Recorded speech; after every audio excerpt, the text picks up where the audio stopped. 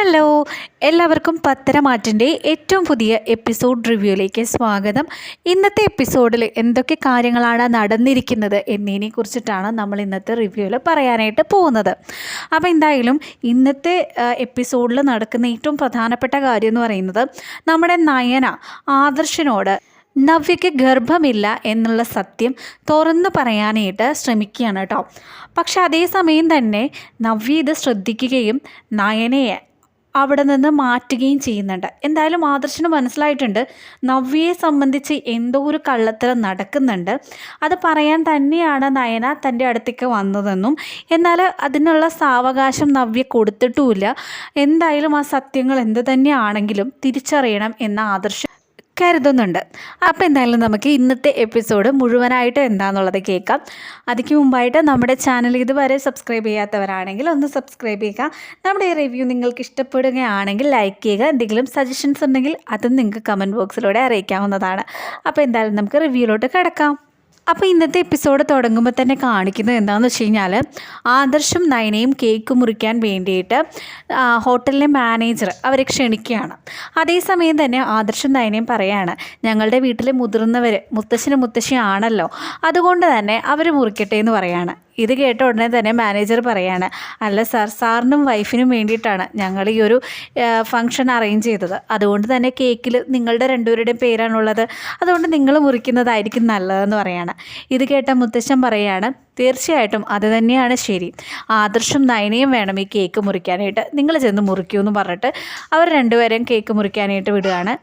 അങ്ങനെ അവർ cake cut ചെയ്യുകയാണ്. അതേസമയം തന്നെ മുത്തശ്ശൻ പറയാണ് കേക്ക് കട്ട് ചെയ്താൽ മാത്രം പോരാ, നിങ്ങൾ രണ്ടുപേരും പരസ്പരം അങ്ങോട്ടും ഇങ്ങോട്ടും വായിൽ വെച്ച് കൊടുക്കുകയും വേണം എന്ന് പറയാം കേട്ടോ. അതുപോലെ അവർ ചെയ്യുകയാണ്. ഇതൊക്കെ കണ്ടിട്ട് ദേവയാനിക്കാണെങ്കിൽ ആകെ കൂടെ ഒരു എരിപിരി കൊണ്ടൊരവസ്ഥയിൽ നിൽക്കുകയാണ്. ജലജയുടെ കാര്യം പിന്നെ പറയണ്ടല്ലോ, അബി, ജലജ, നവ്യ ഇവരൊക്കെ തന്നെ ദേഷ്യത്തിൽ തന്നെ നിൽക്കുകയാണ് ഇതൊക്കെ കണ്ടിട്ട്. അപ്പോഴേക്കും ദേവയാനി ജയനോട് പറയാണ് ജയേട്ടാ നമുക്കങ്ങ് പോയാലോ എന്ന് ചോദിക്കുകയാണ്. അപ്പോഴത്തേക്കും ജയൻ ദേവയാനിയോട് പറയാണ് മര്യാദ ഇല്ലാത്ത പരിപാടി നീ കാണിക്കരുത്, നീ അവിടെ തന്നെ അടങ്ങിയിരിക്കും, നീ എങ്ങാനും ഇവിടെ നിന്ന് എഴുന്നേറ്റ എൻ്റെ സ്വഭാവം മാറുന്നത് നീ അറിയും എന്ന് പറയാണ്. അത് കേട്ട ഉടനെ തന്നെ ദേവയാനി മയപ്പെട്ട് അവിടെ ഇരിക്കാൻ തുടങ്ങിയിട്ടോ. ഇനി അടുത്തതായിട്ട് നയനയുടെയും ആദർശിൻ്റെ ഒരു ഡാൻസ് ആട്ടോ. അപ്പോൾ അവരെ നിർബന്ധിച്ച് ഡാൻസ് കളിക്കാനായിട്ട് വിടുകയാണ്. അങ്ങനെ നയനയാണെങ്കിൽ ഒരു അടിപൊളി ഡാൻസ് കാഴ്ചവെക്കുകയാണ്. ഇതൊക്കെ കണ്ടിട്ട് മുത്തശ്ശനും മുത്തശ്ശിക്കും അതുപോലെ തന്നെ കനകയ്ക്കും എല്ലാവർക്കും ഭയങ്കര സന്തോഷമാവാണ്. പക്ഷേ ജലജയ്ക്കും അബിക്കും അതുപോലെ തന്നെ നവ്യയ്ക്കൊന്നും അത്ര വലിയ താല്പര്യം പോരാ. അടുത്ത സീനിലാണെങ്കിൽ എല്ലാവരും കൂടെ ഫുഡ് കഴിച്ചുകൊണ്ടിരിക്കുക. അതേസമയം തന്നെ നവ്യയ്ക്ക് പെട്ടെന്ന് വോമിറ്റിംഗ് ടെൻഡൻസി വരുവാണ്. വേഗം തന്നെ നവ്യ ഇരുന്നോടത്തുനിന്ന് എഴുന്നേറ്റ് ഓടുകയാണ് കേട്ടോ.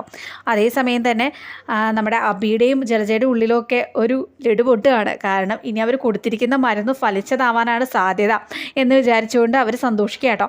അതേസമയം തന്നെ ജലജ എല്ലാവരെയും കാണിക്കണമല്ലോ. അപ്പോഴത്തേക്ക് അബിയോട് പറയാണ് അബി നീയും കൂടെ അവളുടെ കൂടെ പോവുക, അവൾക്ക് എന്താ പറ്റിയെന്ന് നോക്കുമെന്ന് പറയാണ്. വേഗം തന്നെ അബിയും നമ്മുടെ നവ്യയുടെ കൂടെ അങ്ങ് പോവാണ് കേട്ടോ.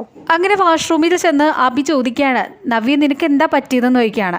അപ്പോഴത്തേക്കും നവ്യ പറയാണ് അത് പിന്നെ ഭക്ഷണം കഴിച്ചത് എനിക്ക് പിടിച്ചില്ല അതുകൊണ്ടാണെന്ന് പറയാണ്.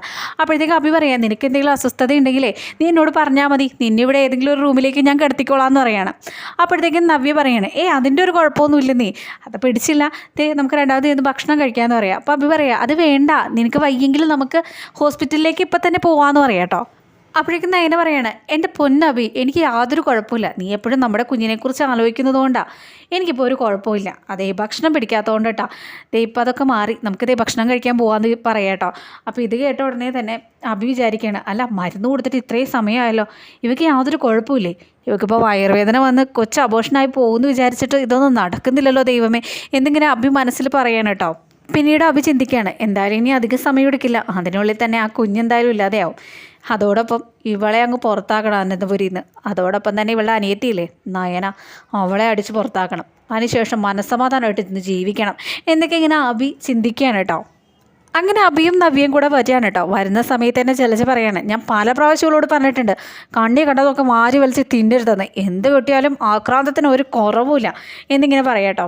അതേസമയം തന്നെ മുത്തശ്ശി പറയാണ് നീ എന്ത് വർത്താനോടി ഇങ്ങനെയൊക്കെ പറയുന്നത്, അവിടെ ഒരു ഗർഭിണിയല്ലേ, നീയും 2 കുഞ്ഞുങ്ങളെ പ്രസവിച്ചതല്ലേ, നിനക്കറിയില്ലേ പ്രഗ്നൻസി സമയത്ത് ഇതുപോലെയൊക്കെ കഴിക്കാൻ തോന്നും എന്നിങ്ങനെ മുത്തശ്ശി സപ്പോർട്ട് ചെയ്തെന്ന് പറയണേ.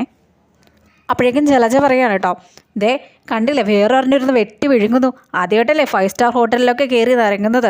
നമ്മളിതെപ്പോഴും കയറുന്നതല്ലേ അച്ഛാ, അല്ലാത്തവരൊക്കെ ഇങ്ങനെ ആക്രാന്തം പിടിച്ച് വെട്ടി വിഴുങ്ങിക്കോളും എന്ന് പറയാം കേട്ടോ. അത് നമ്മുടെ കനകേനാണ് പറയുന്നത്. ഇത് കേട്ട ഉടനെ തന്നെ കനകയ്ക്കും വിഷമാവുന്നുണ്ട്.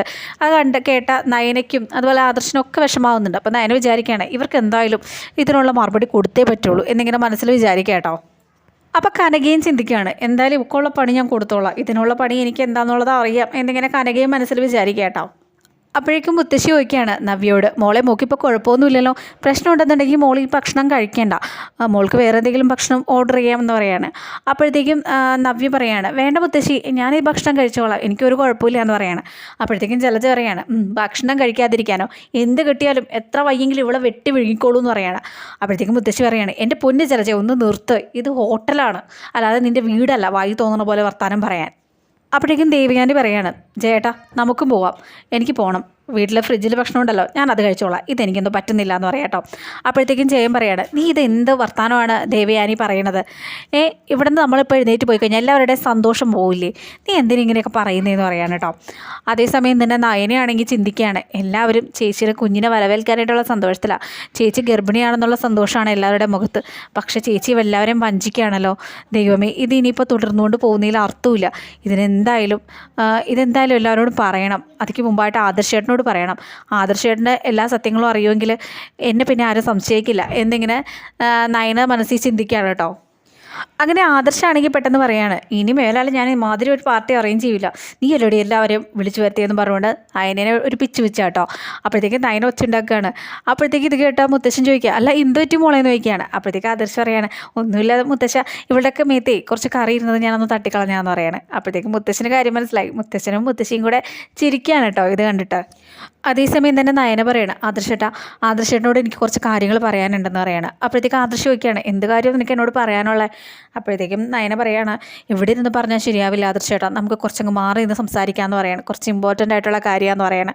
അപ്പോഴത്തേക്ക് ആദർശം പറയാണ്, എങ്കിൽ പിന്നെ നമുക്ക് മാറി നിന്ന് സംസാരിക്കാം, നീ വാന്ന് പറഞ്ഞിട്ട് നയനെ വിളിച്ചിട്ട് പോവാണ്. പക്ഷേ ഇതൊക്കെ അവർ പോകുന്നത് കണ്ട് അസൂയ മൂത്ത ജലജയാണെങ്കിൽ ദേവയാനിക്ക് കുറച്ചുകൂടെ എണ്ണ ഒഴിച്ച് കൊടുക്കുക കേട്ടോ. ഏടത്തി കണ്ടില്ലേ, ഏടത്തിയുടെ മോന് അവളോട് എന്തൊരു സ്നേഹം, അവൾക്ക് വേണ്ടിയിട്ടാണ് ഈ ഡിന്നറും പാർട്ടിയും ഒക്കെ അറേഞ്ച് ചെയ്തിരിക്കുന്നത്. ഇതുപോലൊരു സ്നേഹമുള്ള കപ്പിൾസിനെ ഞാൻ കണ്ടിട്ടില്ല. ദേവ കണ്ടില്ലേ അവളെ വിളിച്ചുകൊണ്ട് പോയേക്കുന്നത്, എന്താ സ്നേഹം അത് എന്നൊക്കെ ഇങ്ങനെ പറയണം. അപ്പോൾ ദേവയാനിക്കാണെങ്കിൽ ഇതൊക്കെ ഒട്ടും രസിക്കുന്നില്ല, കഴിച്ചിട്ട് ഇറക്കാനും പറ്റുന്നില്ല, മധുരിച്ചിട്ട് തുപ്പാനും പറ്റാത്ത അവസ്ഥയിലാണ് ദേവയാനി ഇരിക്കുന്നത്. ഇത് കേട്ട കനകയാണെങ്കിൽ മനസ്സിൽ പറയണേ, ഇവിടെ ജലജ നീ കുറേ നേരമായല്ലോ ഇങ്ങനെ ഇരുന്ന് ചൊറിയാൻ തുടങ്ങിയിട്ട്, ആദർശമോൻ്റെ അമ്മയുടെ മനസ്സിലേക്ക് ദുഷ്ടത കയറ്റുന്നത് ഇവളാണ്, നിനക്കുള്ള പണി ഞാൻ തരാം, നിനക്കുള്ള ഇട്ടിൻ്റെ പണി ഞാൻ തന്നിരിക്കും എന്ന് പറയാം കേട്ടോ. കനകയാണെങ്കിൽ ജലജയ്ക്ക് ഒരു പണി കൊടുക്കാൻ തന്നെ തീരുമാനിച്ചു കേട്ടോ. കനക പതിയെ അവിടെ നിന്ന് എഴുന്നേറ്റ് ജലജ ഇരിക്കുന്ന ഭാഗത്തേക്ക് പോവാണ്. എന്നിട്ട് അവിടെ ഇരുന്ന ജഗ്ഗും അതുപോലെ തന്നെ വെള്ളമൊക്കെ തട്ടി ജലജയുടെ മേത്തേക്ക് ഇടുകയാണ് കേട്ടോ. എന്നിട്ട് ഒന്നും അറിയാത്ത പോലെ കൈകൊണ്ട് തട്ടിപ്പോയതാണ്, ക്ഷമിക്കൂ എന്നൊക്കെ പറയണം കേട്ടോ. അതേസമയം തന്നെ ജലജ ചോദിക്കുകയാണ്, നീ ഇതെന്ത് പണിയാണ് കാണിച്ചത്, ഇത് എത്ര രൂപയുടെ മുതലാണെന്നറിയാമോ, എത്ര രൂപയുടെ സാരിയാണെന്നറിയാമോ, വില കൂടിയ സാരിയാണ്, അല്ലെങ്കിൽ തന്നെ നീ ഇങ്ങനെയൊക്കെ കാണിക്കുള്ളൂ, നീ ഇത് മനഃപൂർവ്വം ചെയ്തു തന്നെയാന്നൊക്കെ പറയാണ്. അപ്പോഴത്തേക്കും കനക പറയാണ്, ഞാൻ മനഃപൂർവ്വം ചെയ്യാനോ, ഞാൻ മനഃപൂർവ്വം ചെയ്തതല്ല അബിയുടെ അമ്മേ, ഞാൻ വേണമെങ്കിൽ കഴുകിത്തരാമെന്ന് പറയാം കേട്ടോ. അപ്പോഴത്തേക്കും ജലജ പറയണം, നീ കഴുകണ്ട, നിനക്ക് കഴുകാനൊന്നും അറിയില്ല, നിനക്ക് കരണ്ടാനേ അറിയുള്ളൂ എന്ന് പറയാണ്. അപ്പോഴത്തേക്കും കരണ്ടാനോ മുത്തശ്ശി ചോദിക്കുകയാണ്. അപ്പോഴത്തേക്കും അബിയുടെ മുത്തശ്ശി, ഞങ്ങളുടെ റൂമിൽ വലിയൊരു എലി കയറിയിട്ടുണ്ട്, തോരപ്പൻ, അതാണെങ്കിൽ എൻ്റെയും ജലജയുടെയൊക്കെ സാരി കടിച്ച് കീറുകയാണ്, തുരന്ന് കീറുകയാണെന്ന് പറയാം കേട്ടോ. അതേസമയം തന്നെ ജലജ പറയാണ്, തോരപ്പനല്ലടി, അത് വലിയൊരു തോരപ്പൻ തന്നെ, ഞാനതിനെ പിടിക്കും, അങ്ങനെയുള്ള പല സാധനങ്ങളും വലിഞ്ഞേറി വന്നിട്ടുണ്ടല്ലോ എന്നൊക്കെ ഇങ്ങനെ പറയാം കേട്ടോ. അതേസമയം തന്നെ മുത്തശ്ശി പറയാം, അല്ല നമ്മുടെ വീട്ടിൽ എലിയൊന്നും ഇല്ലല്ലോ എന്ന് പറയാണ്. അപ്പോഴത്തേക്കും ജലജ പറയാണ്, എലി ഉണ്ടായിരുന്നില്ല, ഇപ്പോൾ ഒരെണ്ണം വന്ന് കയറിയിട്ടുണ്ട്, വലിഞ്ഞ് കയറിയിട്ടുണ്ടെന്ന് പറഞ്ഞുകൊണ്ട് ക്ലീൻ ചെയ്യാനായിട്ട് പോയിട്ടോ. അതേസമയം തന്നെ നവ്യെ കാണിക്കുക കേട്ടോ. നവ്യക്കാണെങ്കിൽ ആദർശിനെ നയനെ വിളിച്ചുകൊണ്ട് പോയത് ഇനിയിപ്പോൾ എങ്ങാനും എൻ്റെ കാര്യം വല്ലതും പറയാനായിട്ടായിരിക്കുമോ, ദൈവമേ എല്ലാം കൈയോടുകൂടി പിടിക്കുമോ എന്നൊക്കെയുള്ള ടെൻഷൻ തോന്നുകയാണ് കേട്ടോ. അതേസമയം തന്നെ നവ്യയും പുറകെ പോവാട്ടോ ഇവരുടെ. അങ്ങനെ ആദർശനെ മാറ്റി നിർത്തിക്കൊണ്ട് നയന പറയാണ്, ആദർശേട്ടാ ഞാൻ ഈ പറയുന്ന കാര്യം കേട്ടിട്ട് ആദർശേട്ടൻ എന്നോട് ദേഷ്യപ്പെടരുത്. അപ്പോഴത്തേക്കും ആദർശ് പറയാണ്, അപ്പോൾ പിന്നെ ദേഷ്യപ്പെടേണ്ട കാര്യങ്ങളാണ് നീ പറയുന്നതല്ലേ എന്ന് വയ്ക്കുകയാണ്. അപ്പോഴത്തേക്കും നയന പറയാണ്, അതെ ആദർശേട്ടൻ ദേഷ്യം വരും, അത് ഉറപ്പാണ്, പക്ഷേ ഇതിലെ തെറ്റുകാരി ഞാനല്ല കേട്ടോ, ഞാൻ പലതവണ നവ്യേച്ചിയോട് പറഞ്ഞതാണ് ആരെയും വിഷമിപ്പിക്കരുത്, ആരെയും പറ്റിക്കരുതെന്നൊക്കെ, പക്ഷേ നവ്യേച്ചി ഉണ്ടല്ലോ അതിങ്ങനെ പറയാനായിട്ട് നയന തുടങ്ങിയതും നമ്മുടെ നവ്യ പുറകിൽ വന്ന് നിൽക്കുക കേട്ടോ. അതേസമയം തന്നെ നയന പെട്ടെന്ന് ഞെട്ടുകയാണ് കേട്ടോ നവ്യനെ കണ്ടപ്പോൾ. എന്നാലും നയന പറയാനായിട്ട് തന്നെ ശ്രമിക്കുകയാണ്. അത് പിന്നെ ആദർശേട്ടാ നവ്യേച്ചി ചെയ്തതെന്ന് പറയുമ്പോഴത്തേക്കും നവ്യ പെട്ടെന്ന് നയനേനെ വിളിക്കുകയാണ്. നയനെ ഒന്നിങ്ങ് വന്നേ, പെട്ടെന്ന് വിടാമെന്ന് പറയാണ് കേട്ടോ. അതേസമയം തന്നെ ആദർശ് നവ്യയോട് പറയാണ്, നയന എന്നോട് എന്തോ കാര്യം പറയാൻ വേണ്ടി വന്നതാണ്, അതിനിടയിൽ നീ എന്തിനാ അവളെ വിളിച്ചിട്ട് പോകുന്നതെന്ന് ചോദിക്കുകയാണ് കേട്ടോ. അപ്പോഴേക്കും നവ്യ പറയണേ, അതെ പെട്ടെന്ന് വിട്ടേക്കാം ആദർശേട്ടാ, ഒരു അത്യാവശ്യ കാര്യം അതൊന്ന് പറഞ്ഞിട്ട് അവളെപ്പം തന്നെ വിട്ടേക്കാമെന്ന് പറയാണ് കേട്ടോ. അങ്ങനെ നയനേനെ വിളിച്ചുകൊണ്ട് നവ്യ അങ്ങ് മാറുകയാണ് കേട്ടോ. ഇതേ സമയം തന്നെ ആദർശ് ചിന്തിക്കുകയാണ്, എന്തോ ഒരു കാര്യം, എന്തോ ഒരു കള്ളത്തരം നവ്യ ഒപ്പിച്ചിട്ടുണ്ട്. അത് പറയാൻ വേണ്ടി തന്നെയാണ് നയന എൻ്റെ അടുത്ത് വന്നത്. അതറിഞ്ഞതുകൊണ്ട് തന്നെയായിരിക്കുള്ളൂ നവ്യ അവളെയും വിളിച്ചിട്ട് പോയത്.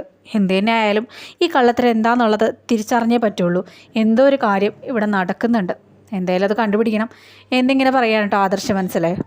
അതേസമയം തന്നെ അനി ആദർശിൻ്റെ അടുത്ത് വരികയാണ് കേട്ടോ. എന്നിട്ട് അനിയെ കണ്ട ഉടനെ തന്നെ ആദർശ് അനിയോട് പറയുകയാണ്, എടാ നീ എന്തായാലും കാണിച്ചു വിട്ടതേ വളരെ മോശമായിപ്പോയി, ഒന്നൊന്നര പണിയായിപ്പോയി കേട്ടോ. എല്ലാവരും അറിഞ്ഞില്ലേ ഇപ്പോൾ നയനയ്ക്ക് വേണ്ടിയിട്ടാണ് ഞാൻ ഈ ഫംഗ്ഷൻ അറേഞ്ച് ചെയ്തതെന്ന്. അവിടത്തേക്ക് അനി പറയുകയാണ്, ഏട്ടനെ എന്നെ കുറ്റപ്പെടുത്തണ്ട, ഏട്ടനല്ലേ എന്നോട് പറഞ്ഞത് ഏട്ടത്തിനെ മാത്രമേ കൂട്ടിക്കൊണ്ടിട്ടുള്ളൂ. എന്നിട്ട് ഇപ്പോൾ വീട്ടിലെ എല്ലാവരെയും കൂടെ കൂട്ടിക്കൊണ്ടുവന്നില്ലേ. ഇപ്പോൾ സത്യം പറഞ്ഞാൽ ഏട്ടനാ എന്നെ ചതിച്ചത്. ഞാനിനിയിപ്പോൾ എല്ലാവർക്കും കൂടിയുള്ള കാര്യങ്ങൾ എങ്ങനെ അറേഞ്ച് ചെയ്യും എന്നൊക്കെ ഓർത്തിട്ട് ആകെ കൂടെ ടെൻഷൻ അടിച്ചിരിക്കുന്ന സമയത്താണ് ഇമാതിരിയുള്ള പ്രശ്നങ്ങളൊക്കെ എന്ന് പറയാൻ കേട്ടോ. അതേസമയം തന്നെ എനിക്കൊരു കോള് വരികയാണ്, വിളിച്ചത് അനാമികയാണ്. അനാമിക അനിയോട് ചോദിക്കുകയാണ്, നീ ഇത് എവിടെയാണെന്ന് ചോദിക്കുകയാണ്. അപ്പോഴേക്കും അനി പറയുകയാണ്, അത് പിന്നെ ഞാനൊരു പാർട്ടിയിലാണ്. പാർട്ടിയോ? അതെ, വീട്ടിലെല്ലാവർക്കും വേണ്ടി ഒരു പാർട്ടി ആദർശേട്ടന് ഒരുക്കിയായിരുന്നു, അപ്പോൾ അതിൻ്റെ ഭാഗമായിട്ട് ഞാനിവിടെ തന്നെ നിൽക്കുകയെന്ന് പറയുകയാണ്. അതേസമയം തന്നെ അനാമിക ചോദിക്കുകയാണ്, അല്ല വീട്ടിലെല്ലാവർക്കും വേണ്ടിയിട്ട് ഒരു പാർട്ടി ഒരുക്കിയപ്പോൾ നീ എന്താ എന്നോട് പറയാതിരുന്നേ, എന്നെ കൂടെ വിളിക്കേണ്ടായിരുന്നോ? നമ്മൾ കാമുകന്മാരൊന്നും അല്ലല്ലോ, നമ്മുടെ കല്യാണം എല്ലാവരും അറിഞ്ഞു ഉറപ്പിച്ചതല്ലേ, അപ്പോൾ നീ എന്നെയും കൂടെ പങ്കെടുപ്പിക്കേണ്ടായിരുന്നോ എന്ന് ചോദിക്കുകയാണ്. അപ്പോഴത്തേക്കും അനി പറയാണ്, അത് ഞാൻ ഓർത്തില്ല, ഞാൻ തിരക്കിലൊക്കെ ആയിരുന്നു എന്നൊക്കെ പറയണം. അങ്ങനെ ഫോൺ കട്ട് ചെയ്യാൻ കേട്ടോ. അതേസമയം തന്നെ ആദർശ് പറയണം, നിനക്ക് അത് തന്നെ വേണോടാന്ന് പറയണം. അപ്പോഴത്തേക്കും അനി പറയാണ്, ഏട്ടനതൊക്കെ പറയും, ഏട്ടത്തി ഒരു പാവമായതുകൊണ്ട് ഏട്ടനൊരു കുഴപ്പമില്ല. അപ്പോഴേക്കും ആദർശ് പറയാണ്, നിൻ്റെ ഏട്ടത്തി പാവം, അവൾ തന്നെയാണ് നമ്മുടെ പ്ലാനൊക്കെ തകർത്ത് എല്ലാവരും വിളിച്ചുകൊണ്ട് വന്നതെന്ന് പറയാണ്. അപ്പോഴത്തേക്കും അനി പറയാണ്, അതിനിപ്പോൾ എന്തിനാണ് ഏട്ടത്തി ഇങ്ങനെ കുറ്റപ്പെടുത്തുന്നത്?